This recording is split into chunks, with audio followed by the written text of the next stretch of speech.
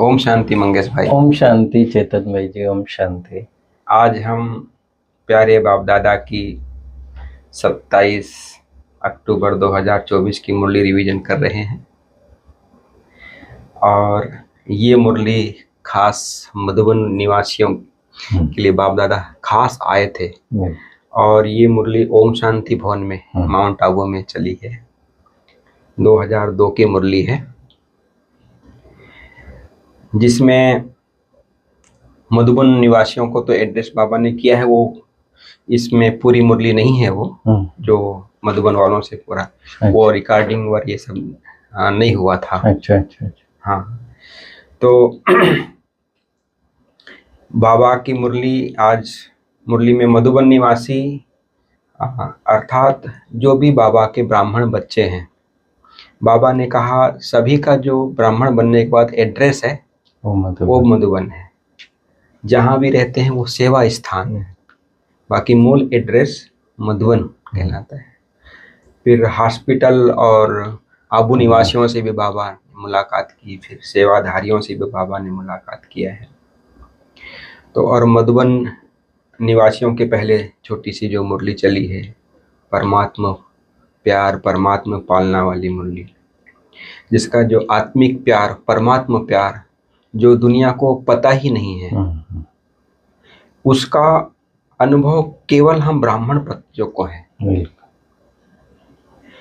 क्योंकि आत्मिक प्यार क्या होता है उसका हमने प्रैक्टिकल जो अनुभव करता है ना, वो दूसरों को दे सकता है।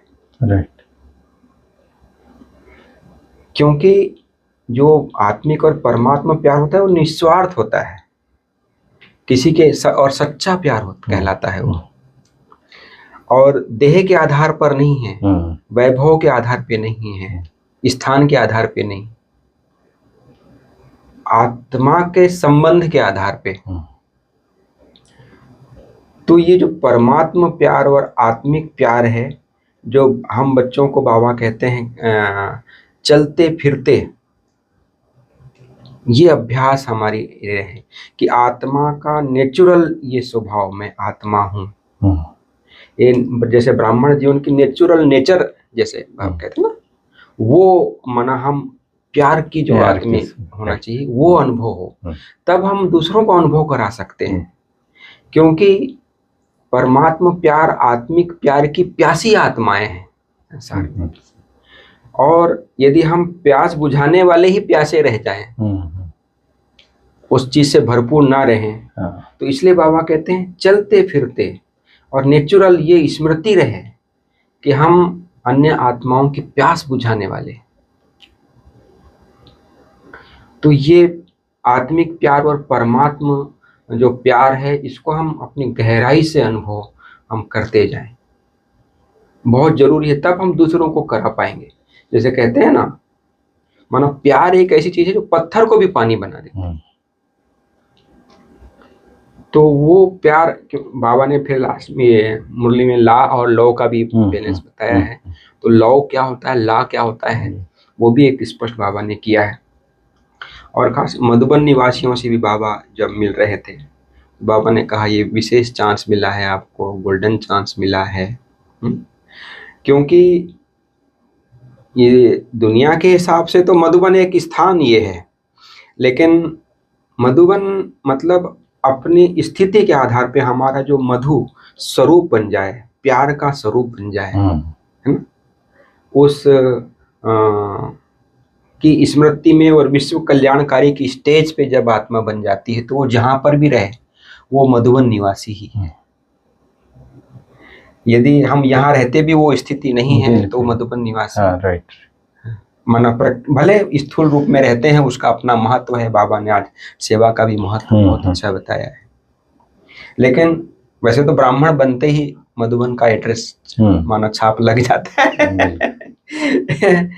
तो ये बाबा ने पूरी मुरली में आज हम बच्चों को बता रहे थे, क्योंकि ये जो आत्मिक प्यार और परमात्मा प्यार का जो अनुभव है, और जिसको मतलब हम कहें कि एक दूसरे को लेने देने की भावना, देने की भावना, प्यार देने की भावना, दाता, जैसे हम किसी को शिक्षा देते हैं, लेकिन शिक्षा के साथ सहयोग भी देना है उसको। बिल्कुल।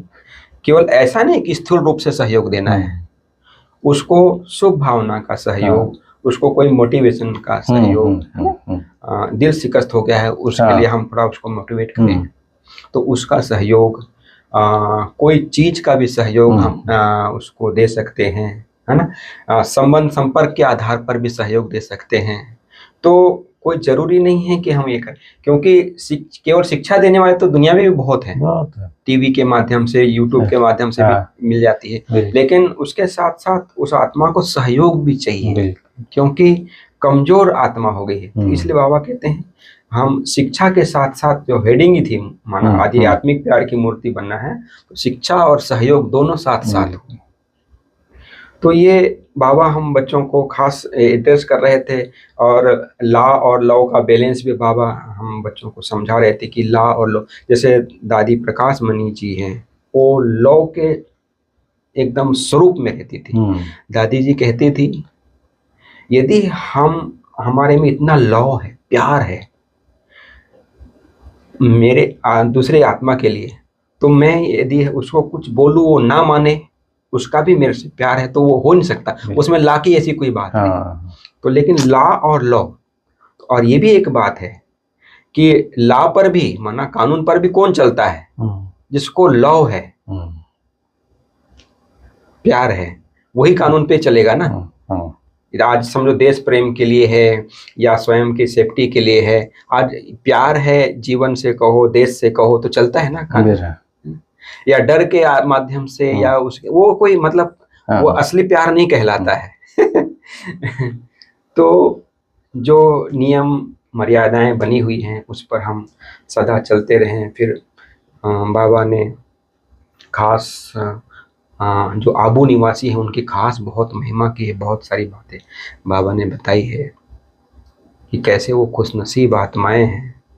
वैसे तो बाबा भले मधुबन निवासी, चाहे आबू निवासी या सेवाधारी को एड्रेस कर लेते, लेकिन पूरे ब्राह्मण परिवार के लिए बाबा मुरली चला रहे थे, चाहे यहाँ बैठे थे, चाहे सुन रहे थे, जहाँ पर भी। तो बाबा तो जैसे अभी 2-4 दिन पहले भी साकार मुरली में भी बाबा ने कहा था कि मैं बेहद बाबा, मतलब कोई सामने बैठे केवल उनको नहीं देखते हैं, पूरे विश्व की आत्माओं को देखकर।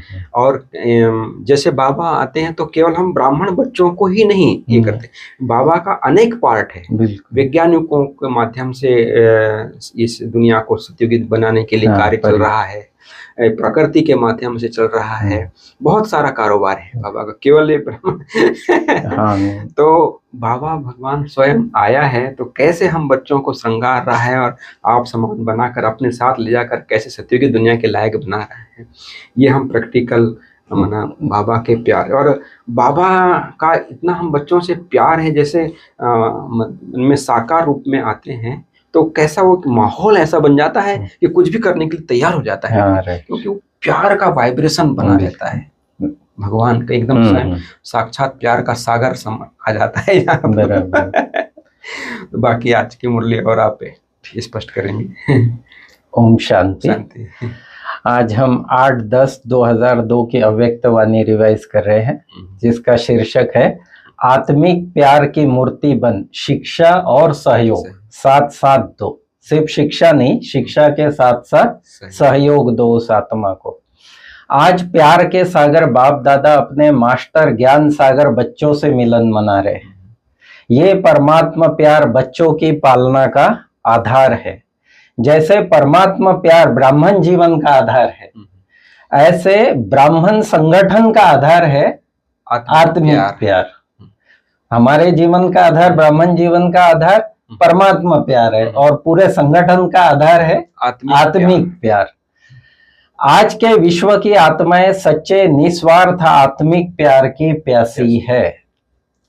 चलते फिरते आत्मिक प्यार की वृत्ति, दृष्टि, बोल और कर्म अनुभव करो और कराओ। उनको भी, देखने वालों को भी बाबा कहते आत्मिक प्यार की अनुभूति कराओ। अपने ब्राह्मण जीवन के आदि समय को याद करो। बाबा कहते हैं भिन्न भिन्न नेचर वाले बाप के बने ना। बाबा ने अलग अलग, क्या उदाहरण बाबा ने दिया है। हाँ। कि हम कई बार सोचते हैं ना कि देखो कैसी कैसी आत्माएं हैं, उनके साथ हमारा कितना माना, कैसे उनको हम अपना बनाएंगे, बाबा का बनाएंगे। और बाबा अपना उदाहरण दिया कि भाई मैं कितनी वैरायटी वाली आत्मा, यदि उनको देखता तो मैं ज्ञान ले नहीं सकता था। नहीं तो बाबा वही बात बाबा कहते हैं कि प्यार के सागर बाप ने एक ही प्यार स्वरूप अनादि नेचर से अपना बनाए कि ये सारे मेरे बच्चे हैं और अनादि स्वरूप में मेरे साथ ये पवित्र प्रेम स्वरूप आत्माएं हैं, उसी स्वरूप में देख। वास्तव में ब्राह्मण जीवन की नेचुरल नेचर मास्टर प्रेम का सागर है। ज्ञान के सागर का प्रत्यक्ष प्रमाण है मास्टर प्रेम का सागर। वो आपके कर्मों से, आपके वृत्ति वाइब्रेशन से फील होना चाहिए। सरकमस्टेंस तो आने ही है, बाबा कहते हैं सरकमस्टेंस तो आने ही है, ये रास्ते की साइड सीन है।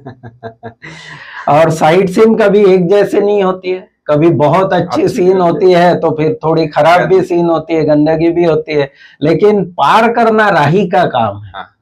राही उसमें उलझ नहीं जाएगी भैया ऐसा क्यों ऐसा क्यों। बाबा कहते पार करना राही का काम है, न कि साइड सीन को बदलने की बात है।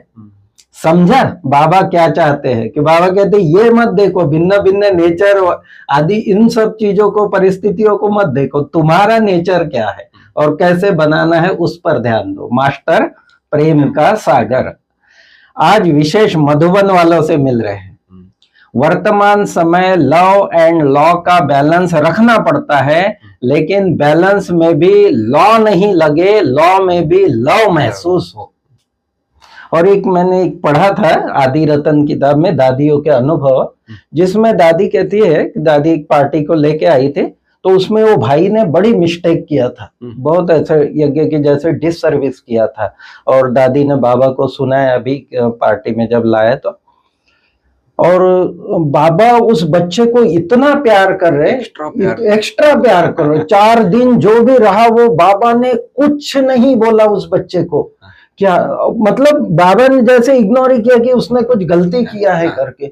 इतना प्यार दिया, इतना प्यार दिया। दादी है या दूसरे जो भाई बहन है वो सोच रहे कमाल है बाबा की, बाबा उसको कुछ बोल ही नहीं रहे, बाबा तो और ही ज्यादा प्यार कर रहे हैं। लेकिन लास्ट में वो बच्चे ने इतना रियलाइज किया, तो जैसे उसने बाबा के सामने प्रतिज्ञा कर ली और आंखों में ये अश्रु धाराएं उसके कि बाबा अभी दोबारा इस प्रकार के प्यार में परिवर्तन की भी कितनी बड़ी। यही तो पत्थर को जो पानी बना देता है ना, तो वो बाबा कहता है। तो बाबा ने कहा वर्तमान समय लॉ एंड लव का बैलेंस रखना पड़ता है, लेकिन बैलेंस में भी लॉ नहीं लगे, लॉ में भी लव महसूस हो। साकार में बाप को देखा, लॉ के साथ साथ लव इतना दिया जो हर एक के मुख से निकलता था, बाबा का मेरे से प्यार है, मेरा बाबा है। और एक उदाहरण बता तो बड़ी दादी का, प्रकाश मणि दादी का, आशा दीदी हमेशा सुनाती है क्लास में कि लास्ट में जब दादी से पूछा कि दादी एडमिनिस्ट्रेशन चलाने के लिए लॉ चाहिए या लव चाहिए, दादी पूरे सारी टीचर बहनें बैठी थी सामने, दादी के मुख से एक ही शब्द निकल रहा था लव, लव और लव। 3 बार उन्होंने प्रश्न पूछा, दादी ने कहा नहीं, बस लव से ही कारोबार चला। इतना मतलब प्रेम का जो स्वरूप है वो दादियों का और बाबा का प्रैक्टिकल में। सिर्फ शिक्षा नहीं देना, शिक्षा और सहयोग साथ साथ देना, ये आत्मिक प्यार की मूर्ति बनना। माना किसी में कोई कमी कमजोरी भी है तो शिक्षा दी, लेकिन अगर उसको सहयोग देना, शिक्षा के साथ साथ उसको आत्मिक प्यार देना, ये बहुत जरूरी है। नहीं तो फिर वो आपके प्रति उसका अलग ही नजरिया हो जाएगा, है ना। तो इसलिए बाबा कहता है कि शिक्षा के साथ सहयोग दो। फिर हॉस्पिटल वाले, आबू निवासी, सभी पार्टी में जो भी थे, तो बाबा कहता है अपने को खुशनसीब समझते हो? सारे विश्व में सबसे बड़ा खुशनसीब आप हो। वहां मेरा श्रेष्ठ भाग्य के गीत गाते रहो। आधा कल्प भाग्य की प्रालब्ध स्वर्ग भोगते हो, स्वर्ग में रहते हो। आधा कल्प प्रालब्ध भोगते हो और आधा कल्प आपके भाग्य का गायन आत्माएं करती है। वंडर। सबसे विशेष बातें सारे विश्व में भगवान को पसंद आए हो। ये भी कितना बड़ा भाग्य, और सारी ब्राह्मण करोड़ों आत्माओं से आपको, जिसको भगवान ने पसंद कर लिया, उससे ज्यादा भाग्य क्या होगा।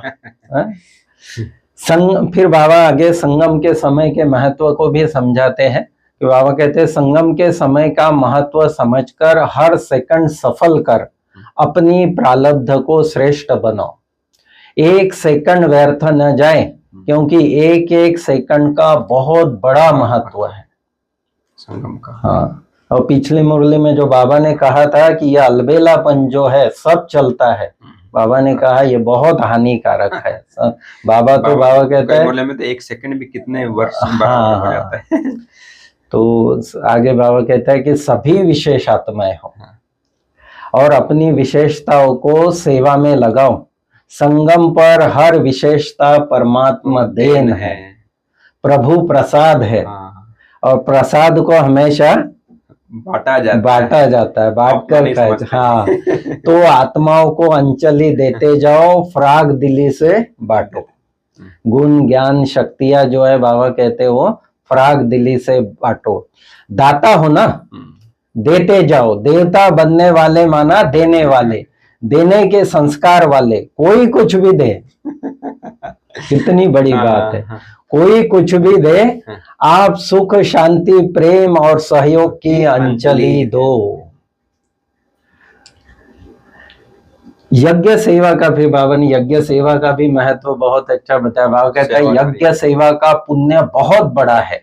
तन के साथ साथ मन से भी सेवा करो तो डबल पुण्य जमा होता जाएगा। सेवाधारी ग्रुप से, हाँ, सेवाधारियों से।